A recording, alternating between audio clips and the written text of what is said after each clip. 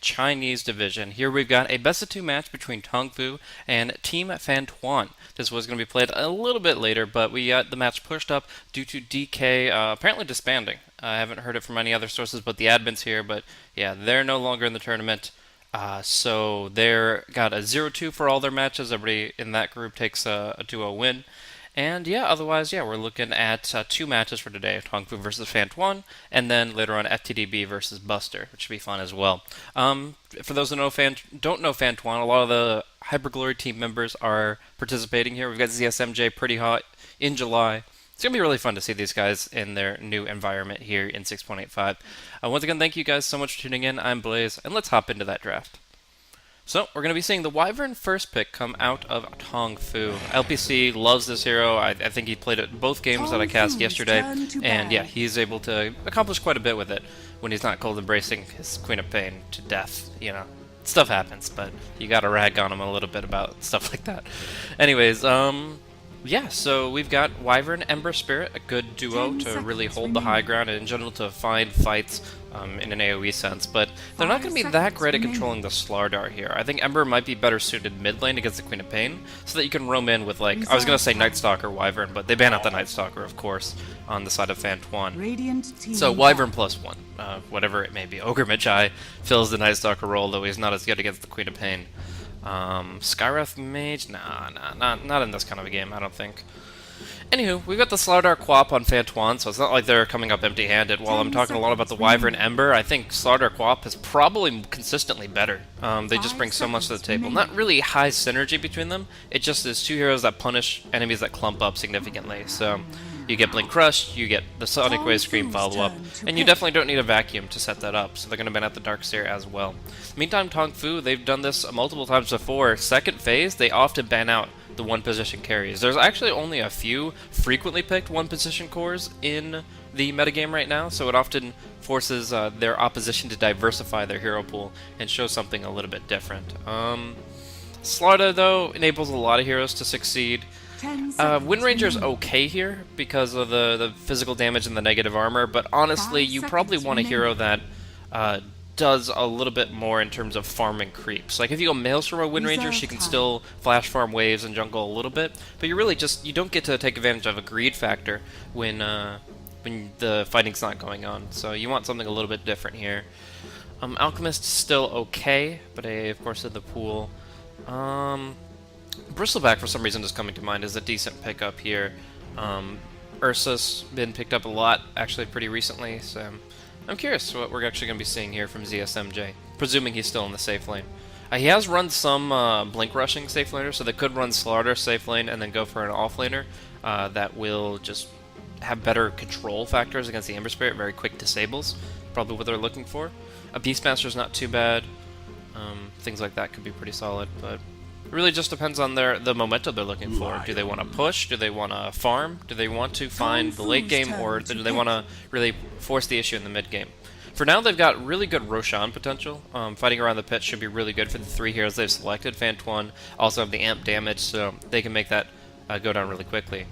But TongFu, they've already got some good AoE combat. I think they'll force that a little bit more and pick up one more AoE hero in the next two picks to really just make it so that you can't fight in choke points against them. 10 seconds remaining. Shadowfiend's banned out, leaves only a few mid heroes in the pool as well. Man, the metagame, while it has probably one of the higher competitive pools in Dota 2, it still seems like there's always a top 3 in every role. There is, like, each role, offlane, and specifically core role. Supports are still pretty flexible, but in core roles, there's, like, in my mind, 3 offlaners that are really shining above the others in terms of pick rate and overall win rate success. And then mid and safe lane is in a similar situation. There are a lot of fringe picks, though, and what really makes this phase of the draft really interesting. We're actually going to see reserve time tap down. 17 seconds left for FanTuan, 32 seconds for TongFu, and they actually go for one of the more traditional offlaners here, the Clockwork. So, has some decent chance of surviving against the Lion in general. I mean, Impale Hex is a hard thing to deal with if you get caught out no matter what, but yeah, I think Clockwork's not too bad here, and can make it so that there's no Spirit Breaker pick here. Spirit Breaker Slaughter is pretty annoying, It's okay for Ember to deal with it, but maybe another mid would have 10 issues. So the seconds Clockwork remaining. also can be a good early responder to that threat. Spearbreaker's 5 still in the seconds pool. remaining. I think it's a decent pick, but Bounty Hunter is probably FanTuan's style here, I think. I don't... Reserve I mean, time. I guess I can't talk too much style when I don't know what they really run in terms of tempo, TongFu's but turn they're going to go to for the pick. Omni Knight and really just dash all those ideas away. Omni Knight, a really solid hero overall. Obviously won't be able to prevent disables in the sense of the hookshot, the cogs, the Arctic Burn. Wait, why did I say Arctic Burn? Winter's Curse. I don't know. Sometimes I'll flip-flop those. But anyways, so you're not going to guaranteed have like 100% fight time. The Wyvern will still be able to disable 10 you, but just getting the seconds free remaining. BKB on a hero is still very effective, and you can start fighting very 5 seconds actively with the remaining. ultimate. Your Guardian Angel, great against Sleight of Fist. And of course Repel, Reserve going to be time. strong in this game no matter what. TongFu go for their next two. Now the question is, do they want to go for a Diffusal Blade carrier?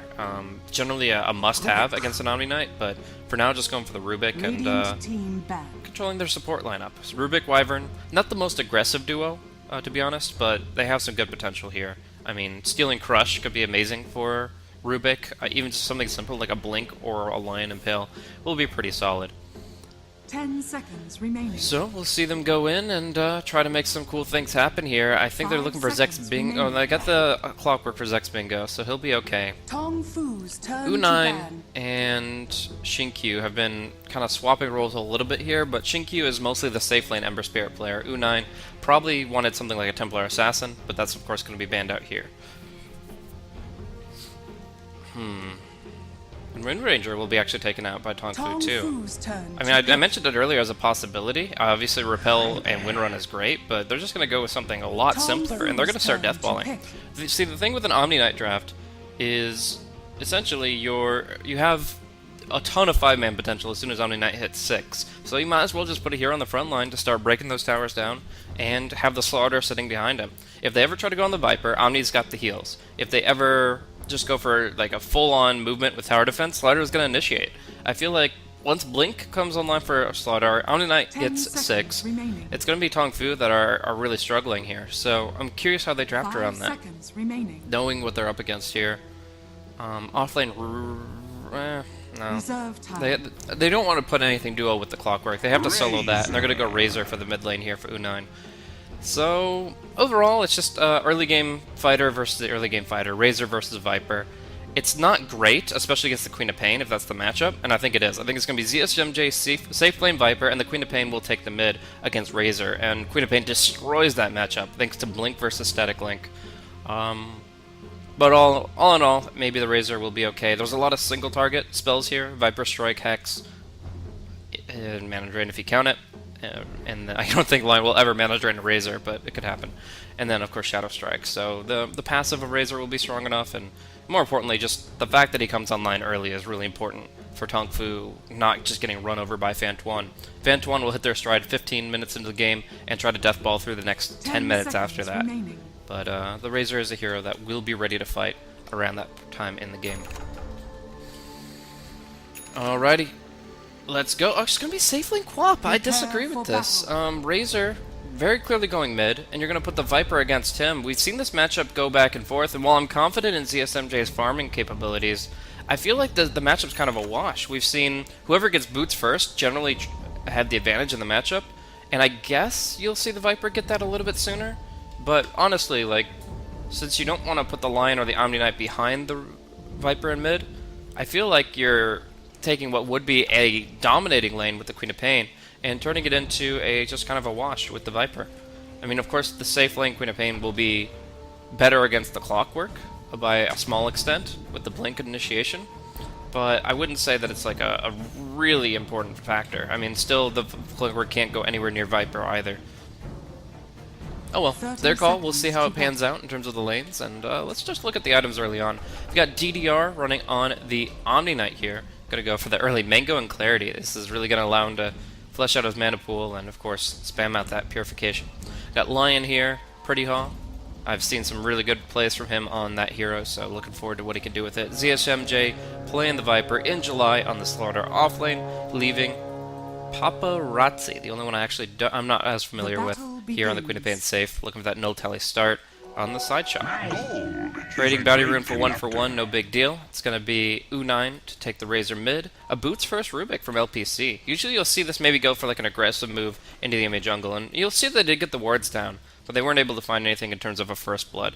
So just blocking off the camps, which you would consider important in general because there's an Omni Knight in this draft. Omni Knight, pretty weak in the laning phase, definitely can benefit a lot from just sitting back and stacking and pulling, rather than trying to just harass or zone in any capacity. But yeah, I think that because they put the Omni Knight up top with Slardar, that they're not going to be as sad about the fact that they have no pull for 6-7 minutes. Anyways, that does leave Pretty Hot with pretty little to do. Maybe he'll go for a stack here. Nope, just gonna move it around. He was looking to stack the easy camp, and he doesn't find either ward with the first sentry, so that's gonna stay on lockdown. So we've got ourselves a 1v1 Queen of Pain, getting knocked back a little bit by Cogs here, but otherwise Zex Bingo, he'll do okay. It's not going to be an amazing lane for him, but he'll get a 6 at a pretty good time, and Paparazzi will get mostly free CS. Up top, though, it could be interesting. I mean, seeing Slaughter, Omni Knight involved against this tri-lane, I feel like there's some decent potential for Injuly to get up in Shinkyu's face. To introduce the others, I'm actually surprised to see LPC playing a different hero this time. He played Wyvern twice in a row yesterday, but now he's on the Rubik, leaving Faith to run the Wyvern. They got a ward against them, so it's going to be hard to kind of catch the Omni Slaughter off guard, and of course, with either Purification or Repel level 1, even harder to actually get a kill out of it. Mid lane, U9 here is currently leading CS 6-2 versus 4-2 for ZSMJ. This is in part due to the fact the Wyvern did come in and drop an Arctic Burn, while Pretty Hot didn't really do anything as far as I can tell. It looks like he's used Earth Spike once, so maybe he Earth Spiked Razor mid and I didn't catch that, but in either case, Razor is leading for the moment. Zex Bingo down bottom, though, got hit by the Shadow Strike. It looks like it'll be a blink forward and an Earth Spike play on the Clockwork if they are really getting hungry for kills, but they're maybe afraid of the Battery Assault that is actually not skilled just yet. A little bit of Arctic Burn, dishing it out, but Mango and just a single Tangle will probably help the Slaughter stay afloat in terms of HP. And the Omniat will go for the Rune, while the supports are worried about stacks. So yeah, they stack the Eastern Hard Camp and stack pull the Western one. I think they'll get this, so 3 creeps. But in the meantime, Omni Knight grabs the Invis Ring before LPC can get to it, because he was busy stacking. So you look at this value. Double stacks the creep camp, and although the ward seeds it, it is going to be these 3 dire creeps being denied out 100%. Clockwork did get the bounty rune, so jackpot for him. He's going to maybe try to get more involved against the Lion, but he probably has to have a TP if he does that. Like, Boots and TP are pretty important here, because if you go 1v1 against Pretty Haw, you kill him off in the cogs and then you TP immediately away, the Queen of Pain really can't punish it before she has her ultimate. You're just tanky enough to most likely survive that exchange. Omni Knight still only level 1. I was hoping for a little bit more for FanTuan here on the top lane, but we're actually going to see Zex Bingo here in some trouble here. Did use the power cogs earlier, so it might actually be him going down. One more right click. The healing salve is not going to be enough. And that's going to be first blood in favor of the Queen of Pain, Paparazzi. And another pull attempt, but it looks like they'll be distracted. Oh, a couple creeps are sticking to it. Nope. In the end, they get a little ADHD and they focus on their own thing in the lane. So this is going to give Omni Knight his level 2. Finally. It's taken a little while. LPC looking for, I would say, I mean, look at this. 52 static link stolen on the Viper. The Queen of Pain would never have 52 damage taken away from her against the Razor. So I feel like there's a definite mismatch as we see 16 and 7 on the Razor and 12 and 2 on the Viper. I would have definitely liked to see ZSMJ bottom. Oh well. But yeah, LPC trying to see if he can maybe snipe a courier or do anything cool here. But in the meantime, he's just kind of watching from above, waiting for opportunities. And up top here, actually, you do see Shinkyu dodging out. Very nice dodge of the Crush. If he got hit by that Crush, he'd be taking a lot of damage here, as they do have both pure and physical damage. But they're going to get the Repel in July, and they get the Crush to kill off the Ember before the Omni Knight goes down. Now in July, he has a Mango. Will he go for this play? I think he will. Sprint on to his opponent, but he has to cancel that Crush because he nearly whiffs it. There it is, Faith going for the Embrace. He'll wait it out, and then he'll go for the Crush and try to right. Oh, too early in July. And there's no kill potential there any longer. it would have been close anyways. Even with the slow 335 ms of Wyvern with boots, he was the crush, and he would have to have like 2 or 3 right clicks easy. Though he did get a first hit patch, I'll note that. Oh no, he didn't. Okay, my mind's playing tricks on me. The Phantom Bash, I don't know. Well, Lion tries to participate in the lane, but the Observer Ward scouts him out, and they just punish him very quickly. So, they know Pretty How's not bottom, and Zexping will get a little bit more aggressive here. Not much, though. The Queen of Pain still has his number. And actually, Pretty How immediately TP's down and grabs the bottle to fill up for the Queen of Pain. Another stack. Good priority for TongFu here, trying to really build up their cores here by getting these stacks. And it also helps the Wyvern and the Rubik acquire level 6 faster, because they're going to be soaking up experience from that when the stacks start getting farmed.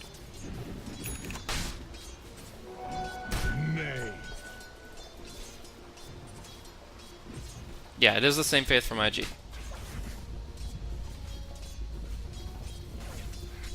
So for right now, just Magic Wand and Omni Knight, no boots. Wand before boots.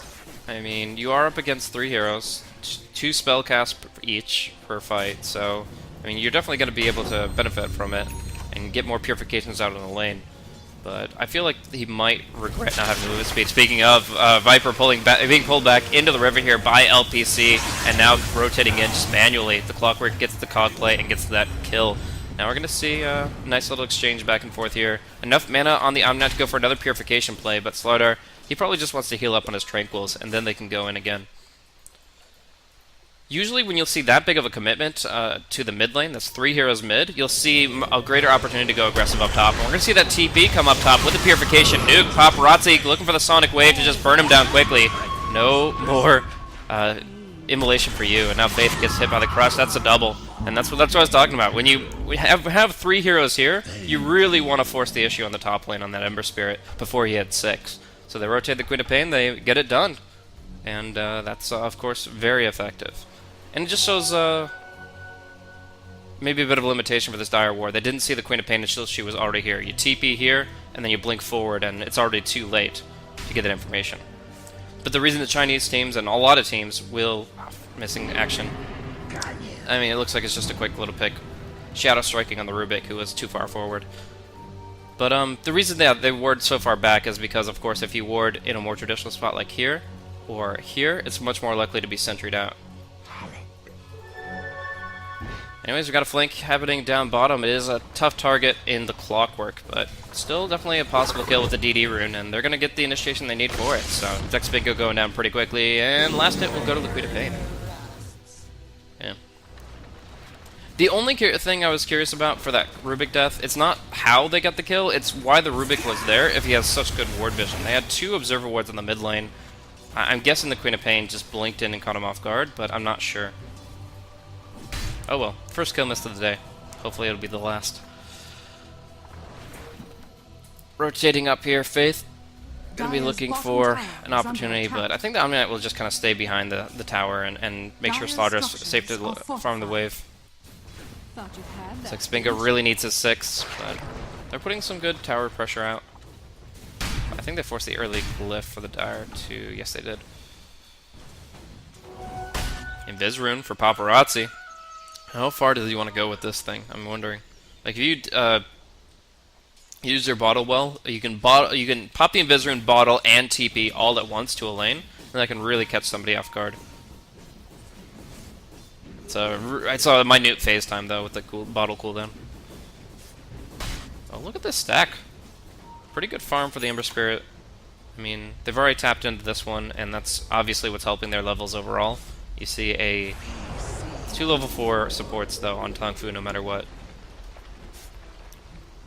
So Shinkyu amped up, a little bit worried in this situation. Like, he can be nuked down so hard. One misstep and he can be crushed, purified, and that will take out the vast majority of his HP.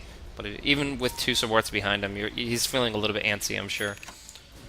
Zexpingo needs a TP scroll. He's got a hookshot, but he doesn't really have any way to move elsewhere with it.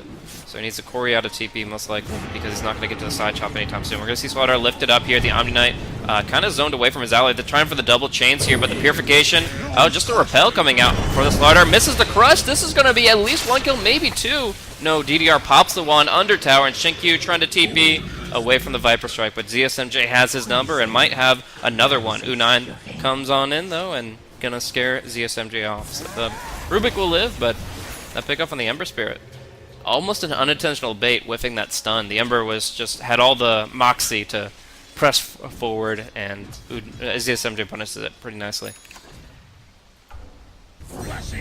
That's what happens when you use all your men on Ember Spirit. I mean, he really wanted those kills, and he almost had them, but FanTuan just had the next level reinforcement. Zexbingo does have a TP now, but not really going to be able to take advantage of it. Looks like the Queen of Pain actually, like, considering sparing his life. He was doing the math on it. Sonic Wave there would have brought him very low, but I think with his magic wand, he's just tanky enough to withstand it. And then Queen of Pain didn't commit too hard. We're actually going to see Lion killed off here. Nice telekinesis and just jumping right in. Paparazzi probably shouldn't even be in this neck of the woods. Pretty Haw's definitely dead here. There's no way you get away from these two heroes at this stage. They don't even need the hook shot for the kill.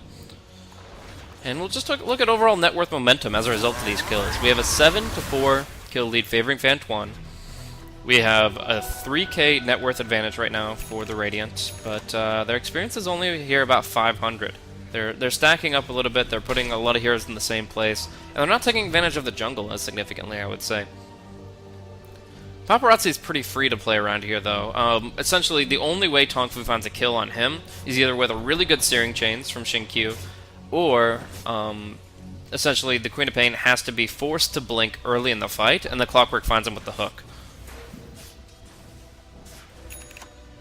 But we'll see. Shinkyu might be... He doesn't have Slight, so they're just going to go in with the hook shot early. Paparazzi can just go to the tree line here. In fact, he looks to turn it around. Sonic Wave would be a kill here on his X-Bingo. Looks for the TP. Will it be enough? Very close, but no cigar. He'll live at his fountain. In fact, Queen of Pain gets chained up and will be falling. LPC pulling back ZSMJ, and Shinkyu just TP's out. U9. Oh, this is a free kill on the Lion, too, it looks like. He's very close at hand, breaks the link just narrowly, so yeah, Pretty Hot will be able to walk away with those Tranquil Boots. I think even Brown Boots, and he's in some real trouble there, but he does have that movement speed advantage when they're not broken. Dire's middle tower is And under look at that attack. Blink Dagger timing. 3,800 net worth on the Slaughter. He beat the Ember Spirit, who had two supports behind him in lane. He is now higher GPM than the Ember Spirit. He now has Blink Tranquils, and he can find kill momentum very rapidly. The question is, do just the Purification Blink Crush, does it do enough against Ember Spirit? With the amp damage, it's almost there, but without it, I don't think it's even close. They'll try for it, though. At least they'll take away a ton of his HP. He pops the Flame Guard, but that doesn't do anything for him. They do get the amp damage out. There's the Purify, and the right clicks!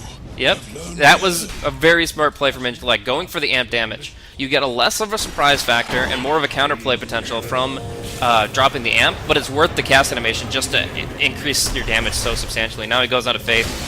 With the Earth Spike, they'll get that kill too. Very nice repel there from DDR when Zexbingo caught in July solo, and he's going deeper, using the Blink Dagger under tower. That's going to take half his life, and the Finger will claim the rest. Right-clicking him inside the cogs. Down goes Zexbingo, and down goes LPC. ZSMJ coming in from the side. We will, however, have U9. He was invis, but now pops the mechanism to help out LPC.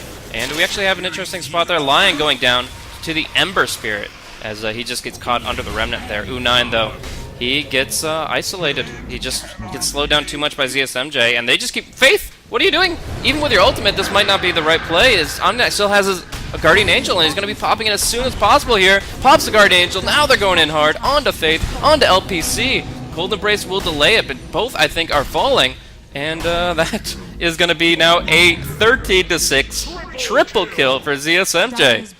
Wow, what they didn't accomplish entirely in the lanes, they make up for entirely with how they played that last fight. Absolutely immaculate movement from FanTuan, and I feel like TongFu could have gotten out a lot cleaner. I mean, those last 3 deaths were completely unnecessary. They thought they could turn it with the Winter's Curse, but you have to remember this build doesn't actually do any damage. So all you're doing is forcing an Omni Knight to attack somebody with his 78 damage right clicks, and then immediately making them invulnerable to all physical damage. It's like Cold Embrace, AoE without stunning your ally. Seems like a pretty good spell, huh? So we've got momentum here. Paparazzi really wasn't involved in those kills, though. He's 4-1, though. Even though he really didn't get a piece of the action, he's still farming very quickly towards his Orchid. Is going to be caught out pretty hard by Shinkyu. Forced back, but he's got the regen rune to fall back on.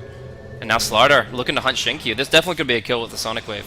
But Zex Bingo might interrupt it with the hookshot. We'll watch the crush come through. They're going to be able to nuke him down quickly. There's the Sonic Wave for the kill. And Zex Bingo a little slow on the hookshot. He'll TP away. That is still a very nice kill for the Queen of Pain. She's going to have that Orchid so fast. And this Ember Spirit just can't go Battle Fairy now. He has to go Manta. Pretty off. Really, really low HP, and enough spells thrown at him to bring him down before DDR can respond. But here comes In July. No repel for In July, but there is going to be Heal Bomb for him. U9 gets a lot of damage, though. And this is actually not as clean of a fight as they wanted. Faith is going to TP away, and U9 going to try to TP, gets crushed, and now has to fight it out. But with Mechanism, he might be able to... No, he gets converged on 4v1. I feel if he didn't TP and he just started wailing on somebody with that 100+ bonus damage, he might have been able to trade his life 1-for-1. But going for the TP with Slaughter able to crush, that was a death sentence, and we'll see a hard push here. Scouting out deep inside, Zex Bingo gets caught out. Very nice game sense here from In July. They had an Observer Ward. I think they just saw a little visual of him, and now they indeed see Faith as well. Blade Crush, easy peasy. Golden Embrace will not save you here, and that's going to be another 3 kills that just shouldn't happen. At least the last 2, but this Observer Ward doing some work. It's been there for 6.5 minutes. Pretty hot. Very preemptive in laying the groundwork for this Tier 1 push. It doesn't just turn out to be a Tier 1 tower, it turns out to be a hell of a lot more. As you see the gold and experience graph just skyrocket in favor of FanTuan. Shinkyu finds out Paparazzi, but now he's silenced up. Paparazzi gets a blink away, and In July, I think, might find this kill. Doesn't go for the amp damage this time, but he does set up Lion for the finger, so all is well that ends well. They get a great kill once again on the Ember. This Ember Spirit is 2-6-2. Shinkyu just having a really hard time, and seems to be just completely outmatched by the laning phase he was up against. The Slaughter Omni Knight is, I would say, nearly a perfect counter to his safe lane Ember Spirit. So if there's one thing that TongFu are doing wrong with their drafts, it's being so predictable with what they want to do with the Ember. They always run it safe lane instead of sometimes mid. And what that means is they can just go for a dual lane that does physical and pure damage exclusively and render Flame Guard irrelevant. Now U9, a little bit too far forward. A stolen repel from Rubik actually does a lot of work, and a Sonic Wave as well. LPC, you madman. Starting to begin to turn the fight, but they need to get at least 1 kill out of this, and they're not getting any. The Omni Knight keeps everybody alive. Shinkyu on the back line wants just 1 kill. He might get 2. Oh, he misses the slide on pretty hot and brings him down with the Remnant instead. U9 gets crushed here on the front line under tower, and Shinkyu runs for his life. Run, run. As fast as you can. They might just catch him despite being a gingerbread man. Yeah, there's the Orchid, there's the Crush, there's the kill. So Ember Spirit did get a lot of gold. 579 gold from the Omni, not 497 from the Lion, but in the end it looks like they're still getting more and more blood on their hands as Faith under tower pops everything he's got, and still very dicey spot for him. May I mention that CSMJ already has Guardian Greaves up? It's not just a mechanism, it's a full Guardian Greaves, so they have all the HP mana sustain they need. LPC here gets hit by the Crush. I think CSMJ finishes this by himself, but no. The steals from this Rubik are insane. He's got the blink, and he'll be able to get out. I gotta highlight LPC's play there. I mean, like I said, I've pictured him to be preferring the Wyvern, but we see why he prefers the Rubik. He just stole Repel to completely turn around a situation involving the Razor. He would have been completely dead without even a fight otherwise. So the Repel was immaculate. The Sonic Wave steal turns it around to set up the Ember Spear for 2 kills. Like, that's just immense. I mean, TongFu is still getting run over, but those kinds of plays, if we see more of that, it could start bringing the game back. At least just trading kills and getting a little bit gold. You see that fight? That was a stomp for FanTuan, but the gold and experience plateau is because of Ember's 2 kills. 1,000 gold just from picking up the Omni and the Lion on the back line. The Guardian Angel also unavailable for 40 seconds here. So I really don't think they want to push this at the moment. What's that, a Force Staff? Yeah, coming out. Force Staff coming out for Slardar for In July. And it looks like a Halberd for Viper could be pretty good. SMY is great too, though. And mobility is pretty important here, I would say. So we're just going to go in. They feign going for the tower. They jump right behind enemy lines 2. Take down U9. Cold Embrace or not, he's dropping quick. But a Finger of Death Steal puts Injuly at half HP. They'll crush on Shinkyu. He can't finish Injuly just yet, and the Force Staff might just save him. It's CSMJ with a monster kill streak, and a Purification brings Zespingo really low too. Shinkyu comes in. He wants to kill so bad, but he gets crushed, and the Angels guard them. CSMJ is fine. He's killing off Faith for a triple, while Paparazzi cleans up a double, and that's going to be a 28-10 kill score at 19.5 minutes. GG called by TongFu here, and an absolutely amazing game of Dota coming out from FanTuan. Wow, just wow. That is, I'm looking forward to seeing more of this team already. This is one of their first matches here in Starletter I-League, but hell yeah, Team FanTuan. I mean, the Omni Knight pick and the way they played around it. It showed this aggressive deathball style, and I loved every minute of it. That was absolutely amazing to watch. I'll still stand by my sentiment that the Queen of Pain probably should have been mid and the Viper bottom, but that's the only thing. Everything else was so smooth. The Omni Slaughter is my new favorite counter to a guaranteed Ember safe lane. It's probably a pretty bad lane if the Ember goes mid and you put like the Razor safe lane. There's nothing an Omni Slaughter really can do to the Razor +2 there. You just can't get aggressive, and the Omni Knight has to maybe rotate somewhere else. But no, that's the lane they knew they were going to get. They knew Shinkyu always takes Ember safe lane, and they take advantage of it with only physical and pure damage. There's not a single magical spell in the bunch. So Flame Guard is just a immolation spell. It's just AoE damage. It's like an Ion Shell. And that's not what makes Ember Spirit strong. It's the fact that he gets that extra tankiness against most heroes in the game of Dota 2, but not Omni and Slardar. So I love it. I want to see more of it. Team FanTuan taking Game 1 of this 2-game series over TongFu, and we're going to be going into a quick break before we jump into Game 2 and